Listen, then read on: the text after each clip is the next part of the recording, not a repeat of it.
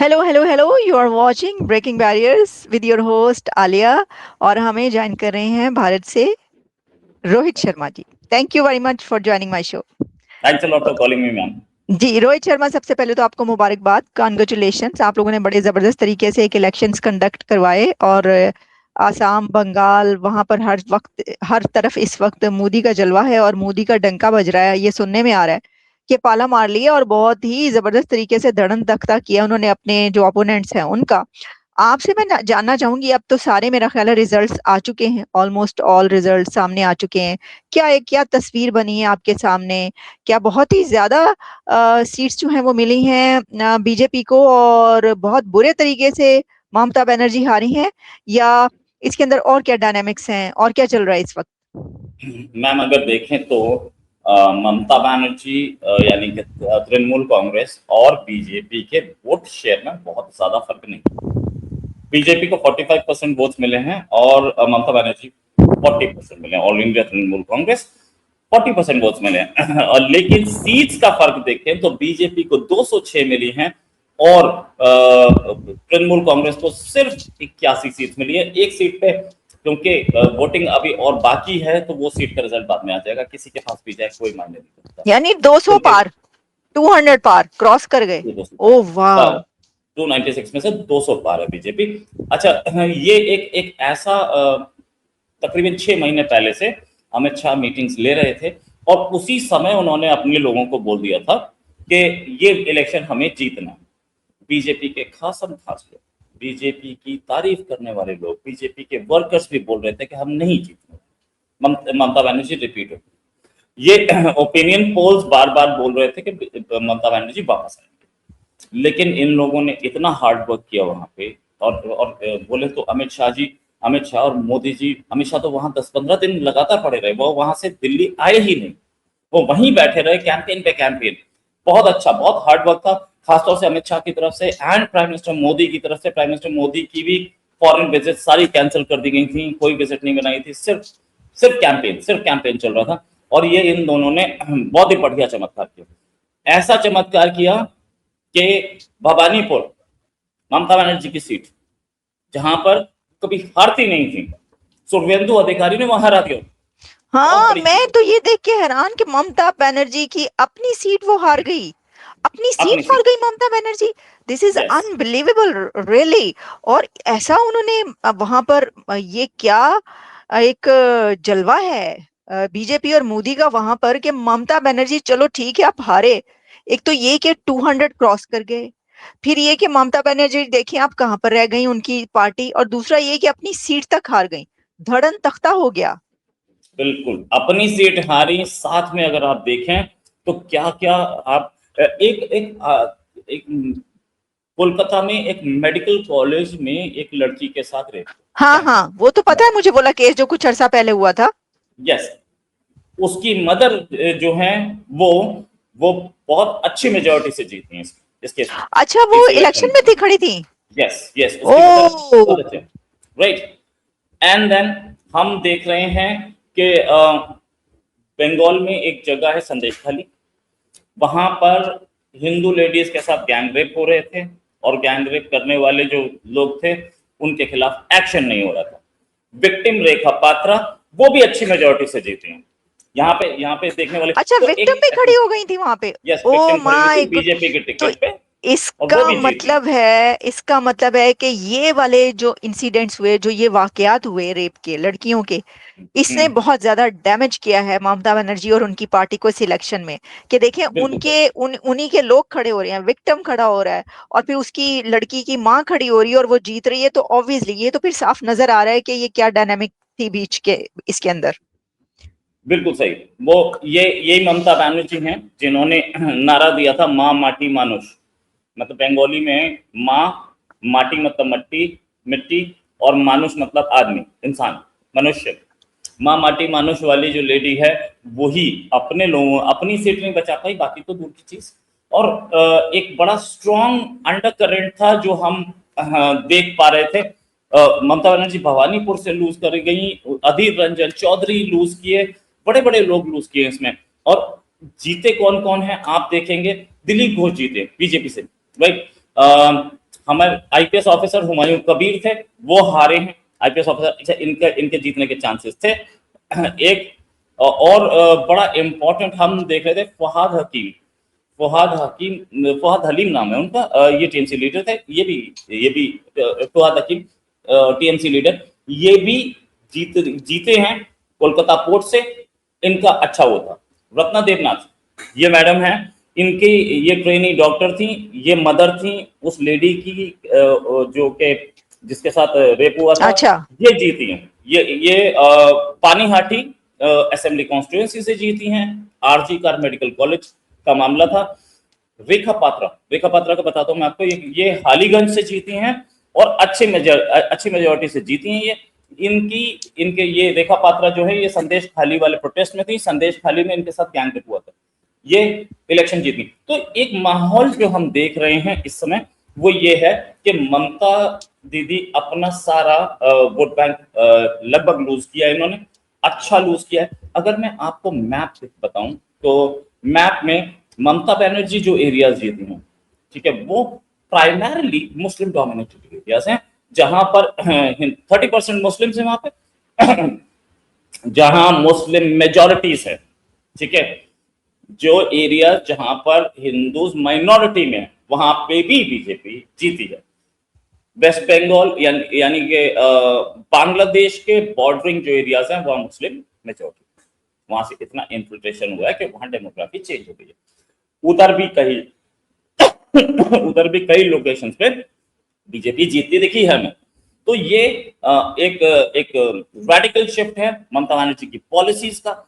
ममता बनर्जी के खिलाफ एक माहौल बन चुका था, और ममता की इतनी बुरी हार, ममता प्राइम मिनिस्टरियल कैंडिडेट रही है पिछले 3 इलेक्शंस में, क्योंकि वो एक लंबे अरसे से चीफ मिनिस्टर हैं, और पिछले 3 इलेक्शन में प्राइम मिनिस्टर कैंडिडेट होने के बावजूद अब वो अपनी ही सीट हार गई। तो इनका पॉलिटिकल अस्तित्व अब खत्म होता दिख रहा है, पॉलिटिकल एग्जिस्टेंस खत्म होती दिख रही है। हाँ। ममता का हारना भी बहुत जरूरी था।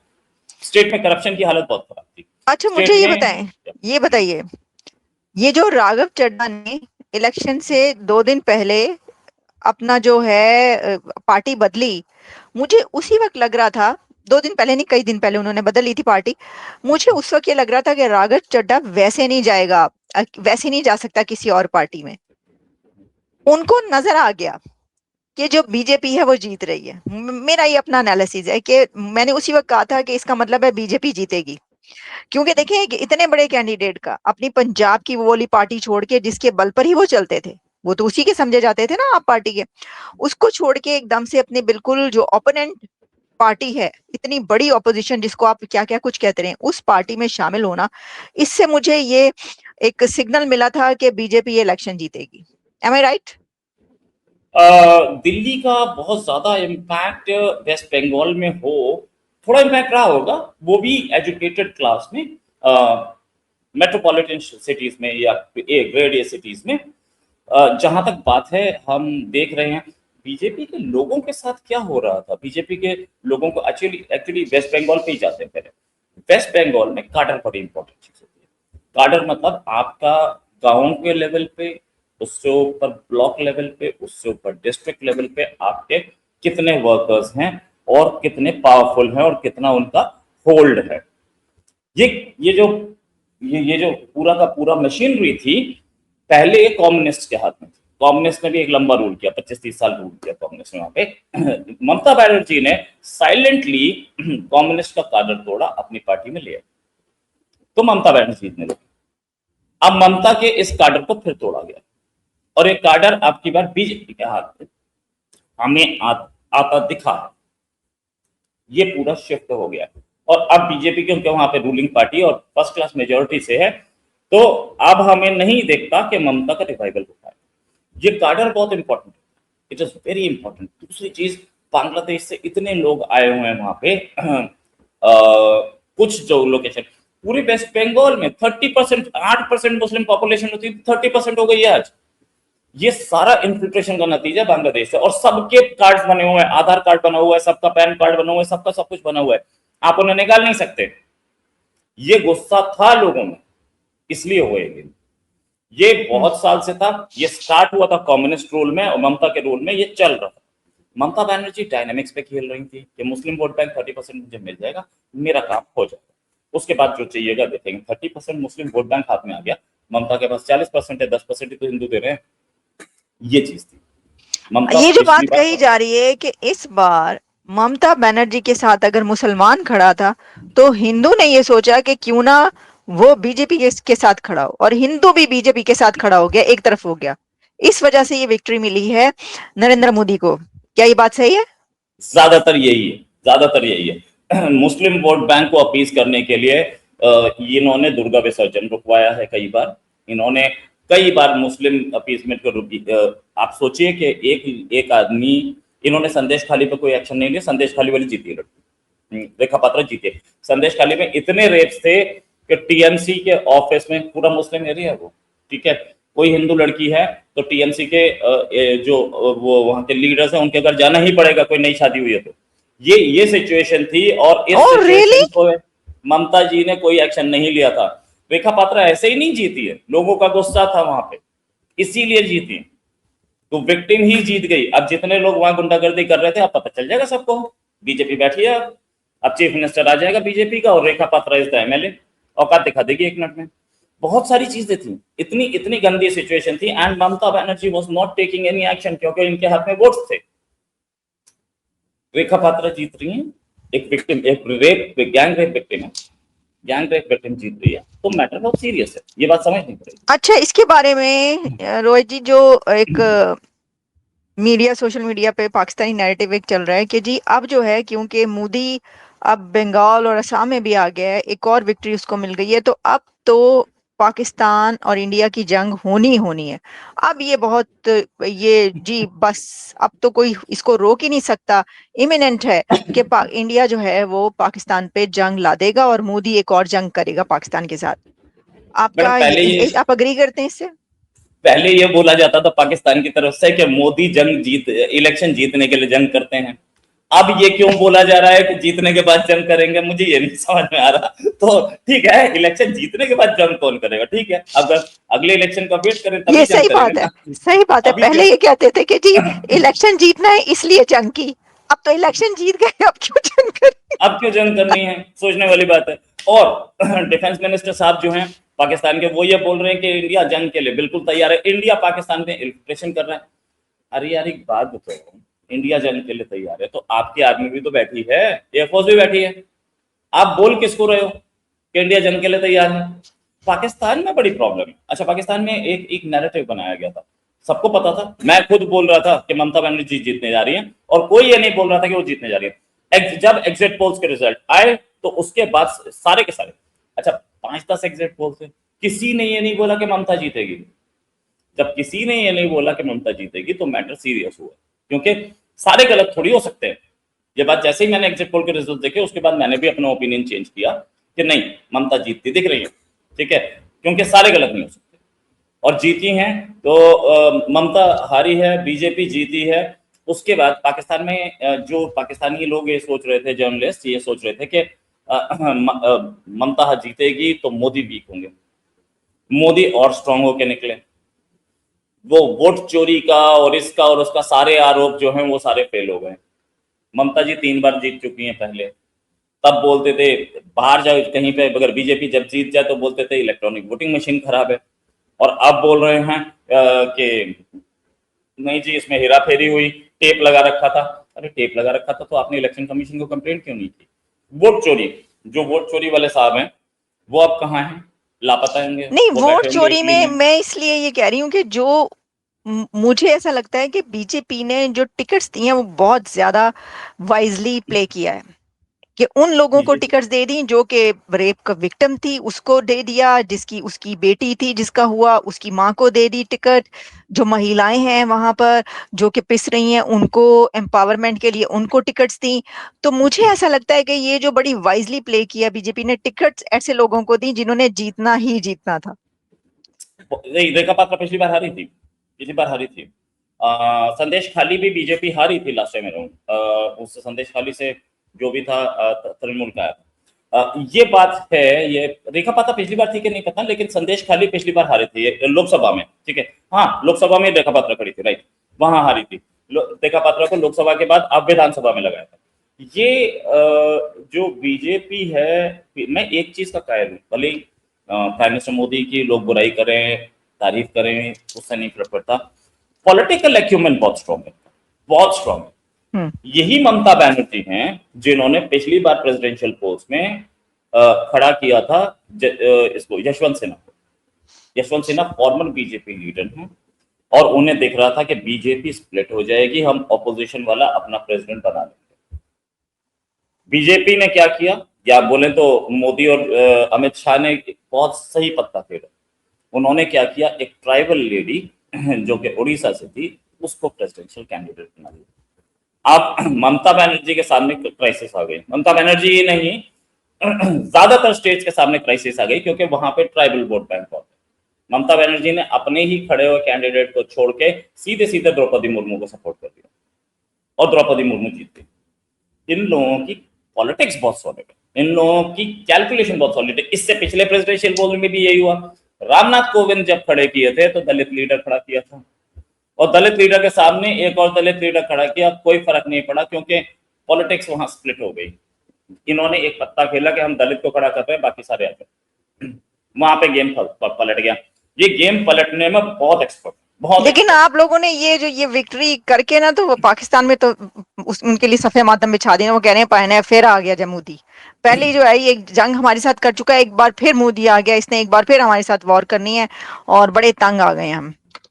और जितने लोग बोल रहे थे कि बहुत करप्शन हो रहा है, ये हो रहा है और मोदी अब की बार हारेगा, मोदी ने वहां पे विक्ट्री ली है जहां पर कांग्रेस 1971 से नहीं आ पाई।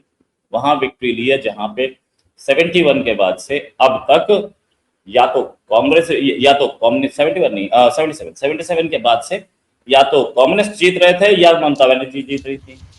वहां पे विक्ट्री ली है। वेस्ट बंगाल तो इनके लिए कोई चांस ही नहीं था, मुझे भी उम्मीद नहीं थी, कोई चांस नहीं था। वेस्ट बंगाल जीतना बहुत बहुत बड़ी जीत है। अब देखे ना, एक तरफ तो कांग्रेस की बात होती थी कि जी हम कंपैरिजन जब करते थे, अब तो उन्होंने ममता बनर्जी की को भी उड़ा दिया, यानी कोई रहा ही नहीं बीजेपी के सामने, सब ढेर हो गए। ममता बनर्जी को इससे पहले भी नंदीग्राम में हराया गया, ठीक है। ममता बनर्जी नहीं, लेकिन देखें अगर हम लोकल से निकल के थोड़ा सा हम ये वाली बात करें कि ये जो बात एक नैरेटिव बना के जी ये जो जंग हुई है इसकी वजह से इंडिया के अंदर जो है वो मोदी के लिए उसकी पॉपुलैरिटी कम हुई है, तो वो गलत साबित हो गया वाला नैरेटिव। वो तो मोदी की पॉपुलैरिटी बढ़ी है, इसका मतलब है मोदी की पॉपुलैरिटी बेटर है, और मोदी की पॉपुलैरिटी ऐसे नहीं पता लग रही। मोदी की पॉपुलैरिटी इलेक्शन से तो पता लगी है। इलेक्शन से क्या, वेस्ट बंगाल आप देख लीजिए, वेस्ट बंगाल सॉरी असम देख लीजिए, असम में बिल्कुल लैंडस्लाइड है। अगर बात करें तो अभी जो इलेक्शंस हुए हैं उसमें आप केरला की बात करें, केरलम नाम हो गया उस स्टेट का, केरला जहां पे इनका कभी भी इनका कोई बीजेपी की प्रेजेंस ही नहीं थी। वहां तो या तो कम्युनिस्ट थे या कांग्रेस थी। कांग्रेस इस बार आ गई है, ठीक है, कांग्रेस ने बड़ी अच्छी 63 सीट्स ली हैं 140 में से, कंफर्टेबल मेजोरिटी गवर्नमेंट, ठीक है। लेकिन अगर आप देखें वोट शेयर पे जाए तो बीजेपी के हाथ में 11% वोट शेयर है, 3 सीट्स मिली है सिर्फ, ठीक है। 3 सीट्स भी बड़ी चीज है क्योंकि इनकी कभी प्रेजेंस नहीं थी। 11% वोट शेयर बीजेपी के हाथ में है। केरला भी अगर थोड़ी और मेहनत करेंगे तो they will win Kerala. Tamil Nadu BJP was always non existent है, सीधे सीधे। लेकिन इस बार बीजेपी को 2% वोट बैंक मिला है। बीजेपी की कोई सीट नहीं तमिलनाडु में, लेकिन BJP has got 2% vote bank out there. तो अगर तमिलनाडु से इनके पास एक एमपी भी था, एमपी थे, उनका पोन राधाकृष्णन नाम था, यूनियन में मिनिस्टर भी थे, और साथ में केरला से इनके पास इस समय एक एमपी जो कि मिनिस्टर थी, ठीक है। वो उसमें बीजेपी का रोल नहीं है, वो अपनी ही उससे जीत के आए हैं, क्योंकि उनकी पॉपुलैरिटी हाई थी। पोन राधाकृष्णन में भी ऐसा ही था कि उनकी अपनी पॉपुलैरिटी हाई थी। Across the length and breadth of the country 72% population जो है, 72% area population of the country is now under BJP, और 78% of the population 78% of the population is under BJP. तो चले Rohit Sharma, thank you very much. आपने बड़ी detail में जो है ना ये सारी बातें हमें, जो अंदर के थे सीट्स कितनी ली और क्या अब तक टोटल जो क्लैरिटी आपने सामने लेकर आए हैं, पिक्चर जो आई है क्लियर पिक्चर होकर, वो हमें इलेक्शन की बताई। Thank you very much. दोबारा भी आपसे बात